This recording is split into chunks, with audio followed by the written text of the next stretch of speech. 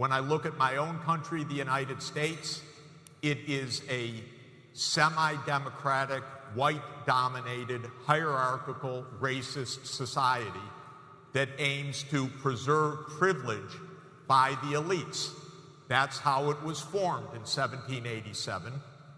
It was a slave-owning, genocidal country, killing Native Americans for a white culture. But amazingly, it still looks that way, although we're much more diverse now than we were. Let me ask you this, Jeff, because this is... I want to point out that these are deep cultural distinctions. Right. But we shouldn't just simplify because we say democracy and you know, these are, yes, it's important. What's important is actually the details. As I mentioned last night, Plato, democracy, that was the last thing on his mind. That was the enemy. The plus was a philosopher king, of course, right, in the Republic.